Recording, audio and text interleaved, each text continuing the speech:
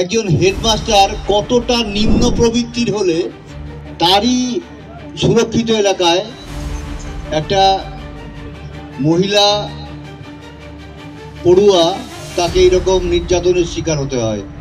পরেও সিবিআই বলবে 4 দিন পরে আমরা মামলা হাতে পেয়েছি, 4 দিনে সব ধুয়ে মুছে পরিষ্কার করে দেওয়া হয়েছে। প্রিন্সিপাল তিনি তার ছাত্রীকে নৃশংসভাবে হত্যা করার জন্য মদত দিচ্ছেন। সিবিআই ডিরেক্টরকে এর আগের বার সামনে পেয়ে যে কথাগুলো শুনিয়েছিলাম, উনি স্বপ্নেও ভাবতে পারেননি একজন সাধারণ লোকের কাছ থেকে আমাকে এই কথা শুনতে হবে। কলকাতা পুলিশের কথা যত কম বলা যায় আর রাজ্য প্রশাসনের কথা যত কম বলা যায় ততই ভালো, কারণ এদের সম্বন্ধে কথা বলতে না গায়ের মধ্যে কেমন একটা অস্বস্তি তৈরি হয়। বলেন আমি কাউকে এত সময় দেই না, আপনারা যেহেতু আপনার মেয়েকে হারিয়েছেন তাই আপনাদের জন্য সময় দিচ্ছি। সিবিআই সবকিছু জানে, কোথাও না কোথাও ম্যানেজ হয়েছে, ম্যানেজ হয়ে প্রকাশ্যে আনবে না। মুখ্যমন্ত্রী মমতা ব্যানার্জি সাংবাদিক সম্মেলন করে যে কথাগুলো বলেছেন তার প্রতিবাদ করতে এবং এই রাজ্যের মানুষকে সচেতন করার জন্য আমরা নবান্নভাবে যারা ডাক দিয়েছি। আন্দোলন আমাদের বহুদিন ধরে করতে হবে। এই পশ্চিমবঙ্গের পরিবেশকে পরিবর্তন করার সময় এসেছে, সবাইকে এই কথাটা বুঝতে হবে। ওপর আক্রমণ করার সাহস আর ওনারা দেখাচ্ছেন না। প্রথম কয়েকদিন দেখিয়েছিলেন, তারপর দেখেছেন যে এদের উপর আক্রমণ চালালে আমার আরও ক্ষতি হবে, সেই জন্য উনি আমাদের উপর আক্রমণ চালাচ্ছেন। সুযোগ সন্ধানী কিছু কিছু আছে, তাদের কথা তো বলা সামনে আনা যাবে না। সব কিছু মেয়ের সঙ্গে জড়িত, তারাও জুনিয়র ডাক্তার, কিন্তু সেই ডাক্তারে যে তারা যে ডাক্তার ঠিক নয়, তারা যে ডাকাত। 1 বছর পূর্ণ হলো আমার মেয়ের খুন ধর্ষণের। তার একটা সিকিউরিটি জায়গায় তার নিজের মেডিকেল কলেজ, যিনি কলেজের প্রিন্সিপাল মানে হেডমাস্টারই বলা যায়, একজন হেডমাস্টার কতটা নিম্ন প্রবৃত্তির হলে তার কলেজে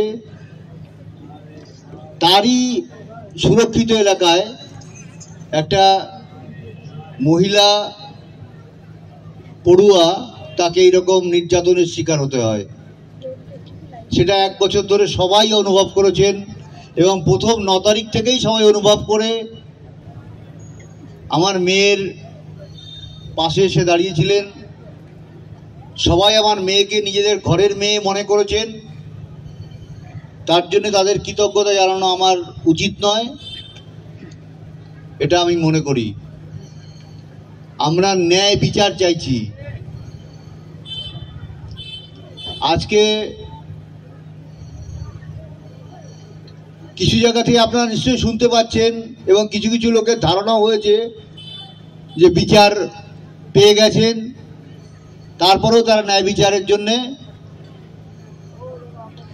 বিভিন্ন রকম রাজনীতি করছেন এবং ভবিষ্যতে রাজনীতি পরিচয় নেওয়ার জন্যে বিভিন্ন কর্মসূচিতে যাচ্ছেন। সবার কাছে একটাই কথা বলবো, যারা এই সমস্ত বিভ্রান্তিমূলক কথাবার্তা বলছে আজকে তাদের থেকে আমাদের সাবধান থাকতে হবে। আজকে পশ্চিমবঙ্গ ডুবতে বসেছে। আজকে আমার উপর যে অন্যায় নেমে এসেছে, এর ভবিষ্যতে আমরা ভগবানকে প্রতিদিন বলি যে 9 আগস্ট 2024 আমরা দেখেছিলাম, সেটা যেন কোনো মা বাবা না দেখতে হয়। কিন্তু কি দুর্ভাগ্য বিষয়, এই পশ্চিমবঙ্গের বুকে আমার মেয়ের হত্যাকাণ্ড ঘটার পরে মেয়েদের উপর অত্যাচার কমসে কম 100 ওভার হয়ে গেছে। তারপরেও শিক্ষা প্রতিষ্ঠানে যে দুর্বৃত্তায়ন কসবা ল কলেজে তার একটা প্রমাণ সবার সামনে চলে এসেছে। 9 আগস্ট 10:53 যখন আমাদের কাছে ফোন যায়, সেই ফোন করার সবার মুখস্থ। আমরা 12টার সময় এসে এই আরজিকর মেডিকেল কলেজে 3rd ফ্লোর সেমিনার রুমের বাইরে এবং ভেতরের যতটুকু দৃশ্য দেখেছিলাম, আজকে আনন্দবাজার পত্রিকা যারা পড়েছেন তারা নিশ্চয়ই বিষয়টা সম্বন্ধে অবগত হয়ে গেছেন।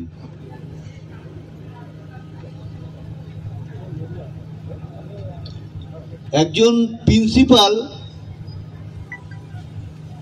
তিনি তার ছাত্রীকে নৃশংসভাবে হত্যা করার জন্য মদত দিচ্ছেন, এটা ভাবলেও যেন কেমন একটা মনের মধ্যে করে ওঠে, শরীরের মধ্যে মোচড় দেয়। সেই প্রিন্সিপালই আবার যখন পদত্যাগ করতে চান, আমাদের মাননীয়া স্বাস্থ্যমন্ত্রী এবং স্বাস্থ্য সচিব তাকে ন্যাশনাল মেডিকেল কলেজে ট্রান্সফার করে দেন। এটাকে আপনারা কি বলবেন? এটা কি কনস্পিরেসি নয়? কিন্তু তারপরেও সিবিআই বলবে 4 দিন পরে আমরা মামলা হাতে পেয়েছি, 4 দিনে সব ধুয়ে মুছে পরিষ্কার করে দেওয়া হয়েছে। 4 দিনে যদি ধুয়ে মুছে পরিষ্কার করে দেওয়া হয়, আমাদের চোখের সামনে যে ঘটনাগুলো 9 তারিখে আমাদের সামনে ঘটেছিল, সেই ঘটনাগুলো কেন বিচার আমরা পাবো না? আপনারা হয়তো অনেকেই আজকে জেনে গেছেন সংবাদ মাধ্যমের থেকে, গত পরশু আমরা দিল্লি গেছিলাম এবং গতকাল সিবিআই হেড অফিস ওখানে গিয়েছিলাম।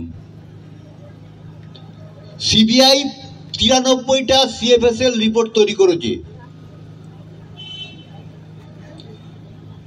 আমি এখানে দাঁড়িয়ে গ্যারান্টি দিয়ে বলতে পারি, যারা এই মামলা তদন্ত সিবিআইতে করছেন, যে সমস্ত অফিসাররা আছেন, এই 93টা সিএফএসএল রিপোর্টের মধ্যে কোথায় কি আছে, কি তথ্য লুকিয়ে আছে, তারা সব জানেন, কিন্তু তারা চোখ বন্ধ করে আছেন, কিছু বলবেন না। গতকাল আমরা যখন বারবার ডিরেক্টরকে বিভিন্ন কোশ্চেন করতে থাকি, তখন সিবিআই এর ডিরেক্টর আমাদের বলেন, আমি কাউকে এত সময় দেই না, আপনারা যেহেতু আপনার মেয়েকে হারিয়েছেন তাই আপনাদের জন্য সময় দিচ্ছি। তারপরেও যখন আমরা কোশ্চেন করি, কোনো কোশ্চেনের উত্তর সিবিআই দিতে পারছে না। হয়তো দিচ্ছে না, দিতে পারছে না, এই কথাটা বলতে আমাদের আর এখন মন চায় না। সিবিআই ডাইরেক্টর উঠে চলে যাচ্ছেন, বলছেন এই মামলা আমরা ছেড়ে দেব। আমি পরিষ্কার তখন ওনাকে জিজ্ঞেস করি, আদালতে গিয়ে আপনাকে বলতে হবে এই মামলা আমরা ছেড়ে দেবো, আমাদের কোনো দুঃখ নেই। উনি আবার এসে চেয়ারে বসে পড়েন। একজন সিবিআই ডিরেক্টরকে এর আগের বার সামনে পেয়ে যে কথাগুলো শুনিয়েছিলাম, উনি স্বপ্নেও ভাবতে পারেননি একজন সাধারণ লোকের কাছ থেকে আমাকে এই কথা শুনতে হবে। তার পরবর্তীকালে গতকাল যখন যাই, ওনারা সেই একটা কথা গেলানোর জন্যে, সঞ্জয় রায় ছাড়া কাউকেই আমরা পাচ্ছি না, এই কথাটা গেলানোর চেষ্টা করে যাচ্ছেন।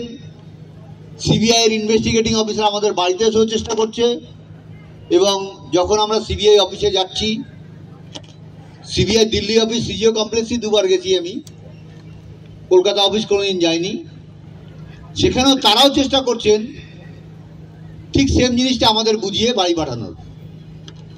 কিন্তু আমরা তো বুঝতে চাইছি না। আমরা তো সঠিক তথ্য জানি, এবং এটাও জানি যে সিবিআই সব কিছু জানে,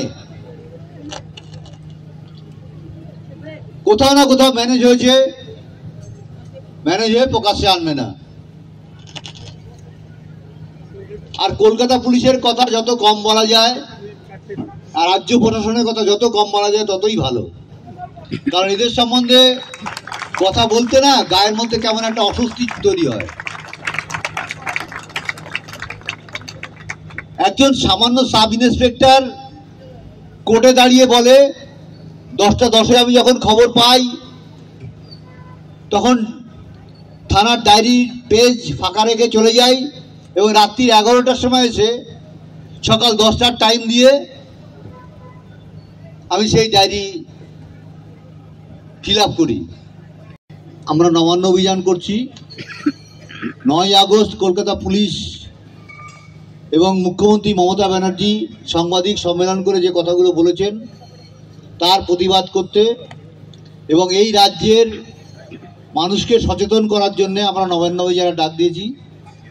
সেখানে সমস্ত দলকে আমরা নিমন্ত্রণ করেছি। সমস্ত দলের অফিসে গেছি এবং সেটাতে কেউ অন্যরকম কথাবার্তা বলছে, আমার শুনতে কানে আসছে, কিন্তু সবাইকে আমরা একটাই কথা বলবো, এটা কোনো দলীয় অনুষ্ঠান বা দলীয় আন্দোলন নয়, এটা পতাকাবিহীন আন্দোলন। সেখানে যেন সবাই উপস্থিত থাকে এবং আন্দোলনকে এগিয়ে নিয়ে যাওয়ার চেষ্টা করে। এবং এই আন্দোলন আমাদের বহুদিন ধরে করতে হবে। এই পশ্চিমবঙ্গের পরিবেশকে পরিবর্তন করার সময় এসেছে। সবাইকে এই কথাটা বুঝতে হবে এবং বুঝে এই সরকারকে বুঝিয়ে দিতে হবে আন্দোলন করে যে তুমি যা করছো ঠিক করছো না, অন্যায় করছো, অন্যায়ের প্রতিবাদ করার ক্ষমতার অধিকার আমাদের আছে। তুমিও সংবিধান ছুঁয়েও প্রতিজ্ঞা করেছো যে তুমি সাধারণ লোকের উপরে কোনো অত্যাচার চালাবে না, কিন্তু প্রতি মুহূর্তে আমাদের মুখ্যমন্ত্রী সমস্ত সাধারণ লোকের উপর অত্যাচার চালান। সেটা আমরাও বুঝতে পারছি, কিন্তু সত্যি কথা বলতে কি আমাদের উনি এত ভয় পাচ্ছেন, আমাদের ওপর আক্রমণ করার সাহস আর ওনারা দেখাচ্ছেন না।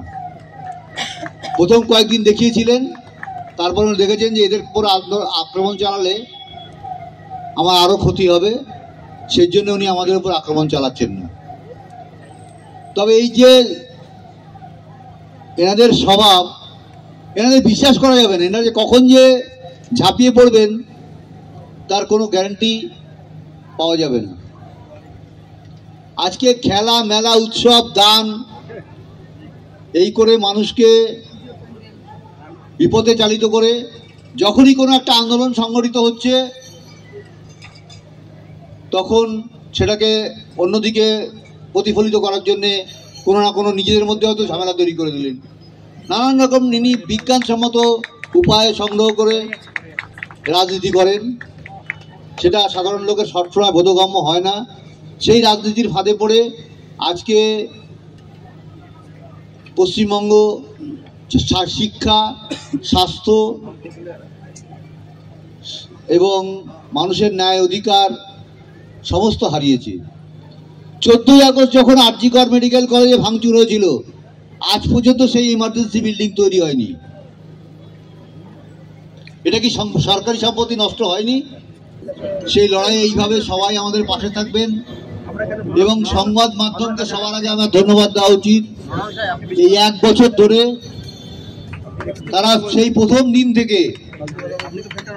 দিন তারা অনেক সহযোগিতা করার চেষ্টা করেছিলেন। তারাও আমার সঙ্গে আছে। তাদের মধ্যেও কিছু থ্রেট কালচার এবং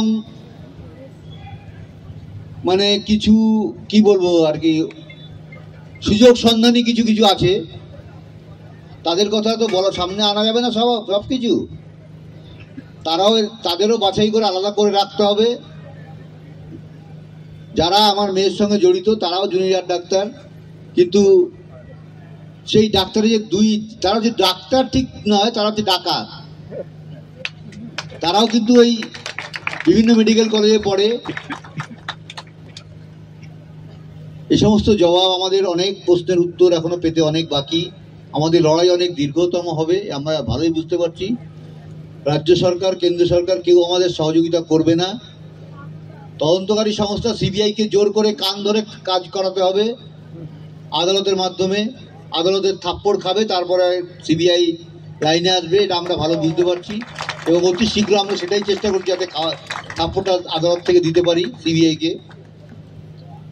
এইভাবে সব লোক আমার সঙ্গে থাকলে অবশ্যই একদিন আমরা জয়ী হব এবং এই আন্দোলন আমরা ছিনিয়ে আনতে, এই ন্যায় বিচার আমরা ছিনিয়ে আনতে পারবই। এই জন্য সবাইকে আবার আমার সঙ্গে থাকবেন এই আহ্বান জানিয়ে আমার বক্তব্য আমি শেষ করছি। আরো ভালো ভালো খবর দেখতে সাবস্ক্রাইব করুন বাংলা হান্টের ইউটিউব চ্যানেল।